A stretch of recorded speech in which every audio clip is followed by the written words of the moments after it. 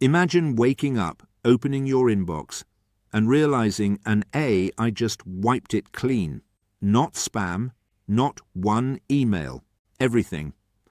Now imagine that just days later, the US Defense Secretary calls in the CEO of one of the most powerful AI companies in the world for a closed-door meeting. That's not science fiction, that's right now. Here's what happened, and why it matters more than most people realize. According to reporting from Business Insider, a Meta AI alignment researcher said an internal AI system accidentally deleted her inbox. This wasn't just any employee. This was someone working on AI safety, someone whose job is to think about what could go wrong. And it went wrong anyway. Now, to be clear, this wasn't a rogue robot with intentions. It was an experimental AI agent, a system designed not just to answer questions, but to take actions. That word is everything. Actions. Reading emails, moving files, clicking buttons, executing multi-step tasks without waiting for you to approve every move. It's like giving AI your mouse and keyboard, and that's powerful. But power cuts both ways. If an AI agent can mishandle a researcher's inbox, what happens when it handles contracts, payroll, infrastructure, military logistics? That's where the story gets bigger. Around the same time, Reuters and the Associated Press reported that the US Defense Secretary summoned the CEO of Anthropic, the company behind Claude, for discussions about military AI use, closed door, high level, national security. That's not a casual meeting. It tells you something. Washington isn't just watching this race. It's worried about the pace, because companies like Anthropic, OpenAI, and Google are all pushing toward the same future. AI agents that don't just suggest things, but actually do them. Book the flights, send the emails, reorganize the database, trigger other systems automatically. The pitch is simple: less friction, more productivity. Your own digital operator working 24/7. And honestly, that sounds amazing. Who wouldn't want an assistant that never sleeps? But here's the tension. Even some tech leaders have admitted that businesses aren't fully adopting these systems yet. The capability is moving faster than the real-world use cases. And when that gap exists, that's where mistakes slip through, because the technology feels ready. But the guardrails? Not always. Humans make mistakes too. We delete the wrong email, we attach the wrong file, we click the wrong link. The difference is scale. When you mess up, it affects you.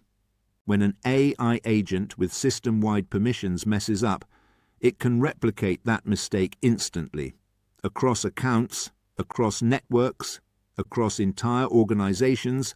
Speed multiplies impact, and speed is exactly what these systems are built for. Now, zoom out even further. Tech companies are talking about personal superintelligence, an AI that manages your life, your work, your calendar, maybe even your decisions. At the same time, the internet is flooded with low-quality automated content, glitchy tools, half-working integrations, what some critics call AI slop. So which direction are we heading? Hyper-competent digital assistants that make us wildly efficient, or automated systems that fail quietly until something big breaks? And here's the part that hits home. This isn't just about Meta.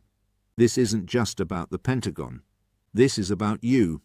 AI agents are already being built into productivity software, email platforms, enterprise dashboards, operating systems. One day, very soon, you'll see a setting that says something like, "Enable autonomous mode." And most people will click yes, because it saves time, because everyone else is doing it, because it feels inevitable. But will you know what permissions you just handed over? Will you know what systems it can touch, what data it can move, what actions it can trigger, without asking twice. Let's imagine 3 possible futures. In the first, everything stabilizes. Agents improve. Oversight improves. Regulation keeps pace. We get massive productivity gains without massive disasters. It becomes normal, boring, reliable. In the second, small errors compound. Companies deploy too fast. A few high-profile failures shake public trust. We slow down, react, and rebuild more cautiously. In the third, things get strategic. Nation-states race to integrate autonomous systems into cyber operations and defense logistics. Speed becomes the advantage. Automation becomes leverage. Which one sounds most realistic? Because remember how this all started. An inbox. One researcher. One tool. One mistake. But that small story revealed something much bigger. We are handing over execution power, not just intelligence, not just advice, but execution power to systems that are still evolving. And the people at the highest levels of government are paying attention. That's why meetings are happening now.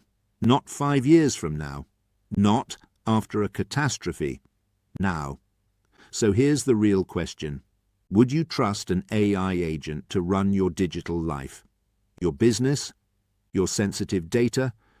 Or should we slow this down before the next inbox moment hits something far bigger than email? Think about it, and tell me where you stand.